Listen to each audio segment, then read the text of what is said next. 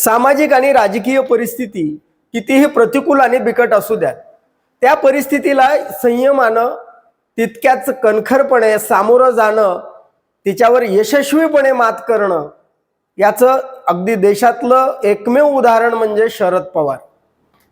उगाच त्यांना भारताच्या राजकारणातले भीष्माचार्य म्हणत नाहीत किंवा नरेंद्र मोदी, अमित शहा, वाजपेयी यांच्यापासून सगळे भारतामधले जे ज्येष्ठ राजकीय अनुभवी नेते आहेत त्यांना उगाच मानत नाहीत.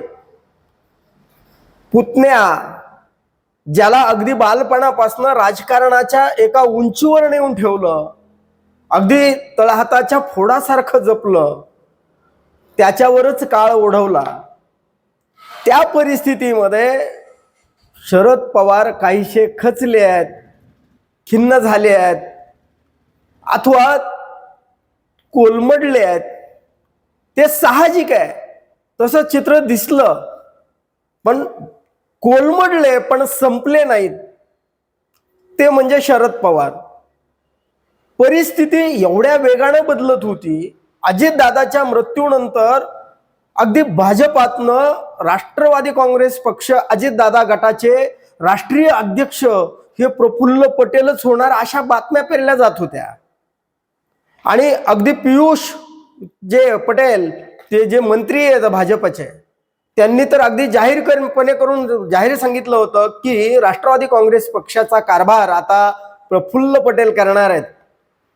म्हणजे सुनील तटकरे आणि प्रफुल्ल पटेल यांनी संपूर्णपणे पक्ष म्हणजे अक्षरशः गिळंकृत होईल की काय अशी शक्यता होती. आणि एकीकडे दुःख आहे आणि दुसरीकडे राजकीय जो पक्ष स्थापन केलेला आहे तोही वाचवायचा आहे. अशाही परिस्थितीमध्ये शरद पवारांनी राष्ट्रवादी काँग्रेस पक्ष जो त्यांनी स्वतः स्थापन केलेला होता तो पक्ष तर वाचवलाच, पण त्या दादा गटाची जी राजकीय परिस्थिती आहे तिची घडी सुद्धा बसवली. त्याचं नाव आहे शरद पवार. कारण एवढी आपत्ती कोसळल्यानंतर या प्रसंगाला अगदी दुःखात हे कुटुंब असताना, पवार कुटुंब दुःखात असताना राजकीय डावपेच खेळले जात होते. वर्षा बंगल्यावर हॉटेलमध्ये बैठका होत होत्या. आता पक्ष पवार कुटुंबाकडून कुठेतरी पटेल तटकरे यांच्या ताब्यात जातोय की काय अशी शक्यता नव्हे तर खात्री वर्तवली जात होती. आणि दरेकर मध्येच येऊन जे बोलले ते उगाच बोललेले नव्हते. त्यांना असे उठले आणि दरेकर येऊन बाहेर बोलले की पटेल आणि तटकरे राष्ट्रवादीचा पक्ष हा यशस्वीपणे पुढे घेऊन जातील. असं जे या दरेकरांनी विधान केलं होतं ते विनाकारण आलेलं विधान नव्हतं. हा पक्षच पूर्णपणे भाजपच्या दावणीला नेऊन बांधण्याकरता संपूर्णपणे वरिष्ठ पातळीवर खेळी खेळल्या गेली होती. पण मग या खेळीला म्हणजे एकीकडे दुःख आहे, जो पुतण्या म्हणजे अक्षरशः पुत्राप्रमाणे तो त्या दोघांचा दादा आणि साहेबांचा नातेसंबंध अगदी दादा जाहीरपणे बोलून दाखवायचे, माझ्या काकाच्या कृपेनं माझं सगळं काही चांगलं चाललंय आणि माझा काका तुमच्या बापापेक्षा मोठा आहे असं जाहीरपणे सांगणारे ते दादा होते. एवढं प्रेमाचं नातं ते या दोघांमध्ये. आणि त्यातच अजितदादांचा हा अपघाती जे निधन झालं, या निधनानंतर पवार कुठंतरी कोलमडतील, संपतील, पक्ष हा पूर्णपणे त्यांच्या हातून सुटेल अशी शक्यता होती. आणि तसं राजकीय वातावरणही तयार झालेलं होतं. पण त्या परिस्थितीमध्ये ममता बॅनर्जी, पश्चिम बंगालच्या मुख्यमंत्री, त्यांनी अजितदादांचा अपघात नव्हे घातपात आहे असं विधान केलं होतं. पण हा पूर्णपणे मोदी शहांवर म्हणजे केंद्र सरकारवर आरोप होता. ममता बोलतायत ते म्हणजे पश्चिम बंगालचं राजकारण डोळ्यासमोर ठेवून बोलत होत्या. शरद पवारांनी तात्काळ लगेच सांगून टाकलं की हा घातपात नाही, हा अपघात आहे. म्हणजे केंद्र सरकारवर दुसऱ्या राज्यातून जर टीका होऊ लागल्या आणि केंद्र सरकारवर जर अजितदादांच्या घातपाताचे आरोप होत असतील तर ते शरद पवारांनी तात्काळ थांबवले. बरं, हे आरोप थांबवले असताना त्यांचाच एक नातू रोहित पवार अक्षरशः म्हणजे पत्रकार परिषद घेऊन इत्यंभूत जेवढी माहिती आहे, जो घटनाक्रम घडला त्यामध्ये कशा शंका, कसे संभ्रम किंवा कसे आरोप होत केले त्यांनी, म्हणजे शरद पवारांच्या विरोधामध्ये रोहित पवार हा त्यांचा नातू बोलत होता का? तर नाही. यामध्ये शरद पवारांना जो राष्ट्रवादी काँग्रेस पक्ष त्यांनी स्थापन केलाय तो पटेल आणि तटकरेंना गिळंकृत करू द्यायचा नव्हता, हे त्यांचं मूळ कारण असू शकतं. म्हणजे रोहित पवारांपासून जयंत पाटलापासून नरहरी झिरवाळापर्यंत, म्हणजे अमोल मिटकरी पर्यंत, म्हणजे दादा गटातून आणि शरद पवार गटातून, दोन्ही गटातून या राष्ट्रवादी काँग्रेसच्या विलिनीकरणाची चर्चा चालू केली.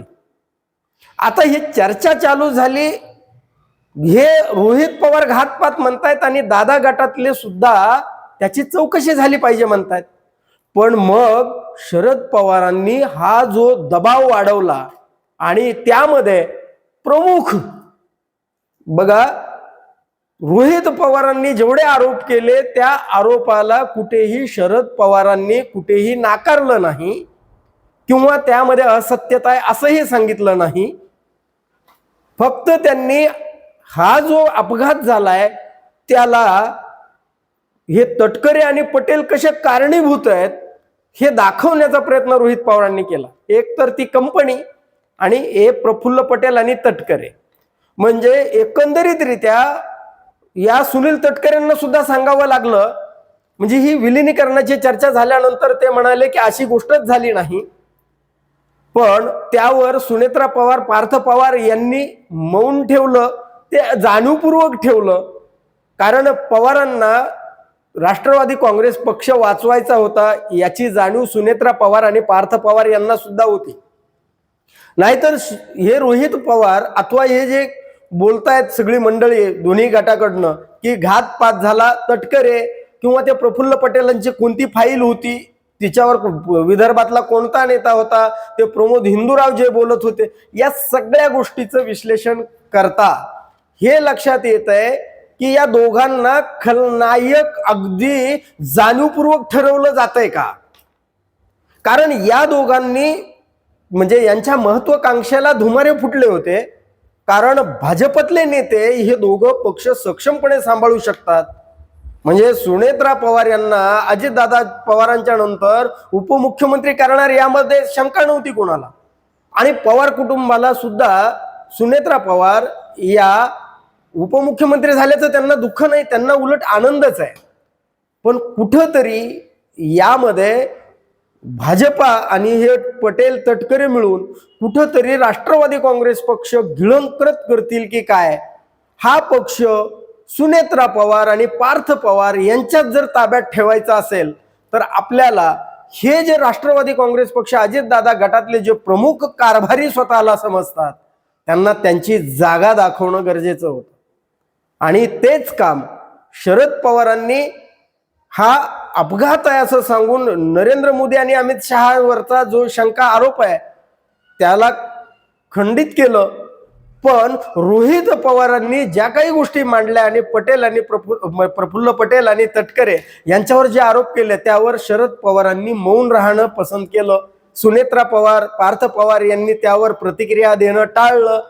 म्हणजे याचा अर्थ एकच होतो, शरद पवार यांनी म्हणजे शरद पवार हे सत्तेमध्ये जाण्यासाठी उतावीळ नाहीत किंवा मोदी शहा बरोबर जाण्यामध्ये त्यांना फार स्वारस्य नाही. म्हणजे जरी विलिनीकरणाच्या चर्चा होत असल्या तर त्या चर्चा फक्त एवढ्यासाठीच होत होत्या की राष्ट्रवादी काँग्रेस पक्ष हा पवारांनी स्थापन केलाय आणि तो पवार कुटुंबाच्या मालकीचाच राहिला पाहिजे. आणि तशी परिस्थिती निर्माण करायची जर असेल तर त्यासाठी ही राजकीय रणनीती त्यांनी आखली होती काय. म्हणजे प्रफुल्ल पटेल आणि आता तटकरे हे सुद्धा कुठे बोलताना दिसत नाहीत, पण छगन भुजबळांसारखा नेता म्हणाला की आता सुनेत्रा पवार ह्या राष्ट्रीय अध्यक्ष होतील. म्हणजे कुठंतरी आता मग ती आमदारांची सह्यांची मोहीम सुरू झाली, त्यामध्ये 30 आमदारांचं बळ सुनेत्रा पवारांच्या पाठीमागे आहे असंही सांगितलं, बातम्या बाहेर आल्या. पण शरद पवारांनी आणखी एक चाणाक्षपणे एक खेळी केली म्हणता येईल. ती म्हणजे राज ठाकरे सारखा नेता उठला आणि बोलला असं होत नाही ना हो. राज ठाकरे म्हणतात की राष्ट्रवादी काँग्रेस पक्षासारख्या मराठी रांगड्या या महाराष्ट्राच्या मातीतल्या पक्षाचा अध्यक्ष हा कुणी पटेल नसावा, पाटील असला तरी चालेल. म्हणजे एकंदरीतरित्या शरद पवारांनी ज्या पद्धतीनं त्या राष्ट्रवादी काँग्रेस पक्ष अजितदादाच्या पक्षातील प्रमुख नेत्यांवर आपला दबाव वाढवला, त्याचीच परिणती किंवा त्याचाच परिणाम म्हणून सुनेत्रा पवार ह्या उपमुख्यमंत्रीही झाल्या. त्यांना पुण्याचं आणि बीडचं पालकमंत्री पदही मिळालं. आणि त्यातच आज बातमी आली आहे की जो अर्थसंकल्प दादांनी जो अर्धवट पूर्ण केला होता तो पूर्ण देवेंद्र फडणवीस करणार आहेत. आणि तो पूर्ण झाल्यानंतर अर्थमंत्री पद सुद्धा सुनेत्रा पवारांना देण्यात येणार आहे. म्हणजे सुनेत्रा पवार यांच्या ताब्यात आता राष्ट्रीय पक्षाचं अध्यक्षपद बी येणार आहे, उपमुख्यमंत्री होणार आहेत, अर्थमंत्री होणार आहेत. म्हणजे हे जे काही राष्ट्रवादी काँग्रेस पक्षातले स्वतःला प्रमुख समजतात त्या नेत्यांवरती कुठेतरी त्यांना दाबून ठेवायचं जर असेल तर या गोष्टी फार सूक्ष्म पद्धतीनं केल्या गेल्या. म्हणजे शरद पवार यालाच तर शरद पवार म्हणतात का? म्हणजे ज्यांनी राष्ट्रवादी काँग्रेस पक्ष दादांचा तो पक्ष वाचवलाच, पण त्या पक्षाची राजकीय विस्कटलेली जी घडी होती ती घडी सुद्धा त्यांनी व्यवस्थितरित्या बसवली. यालाच तर शरद पवार म्हणतात का? याविषयी आपलं काय मत आहे कमेंट करून जरूर सांगा. आणि हा व्हिडिओ जर आवडला तर लाईक आणि शेअर करायला विसरू नका. धन्यवाद. जय महाराष्ट्र.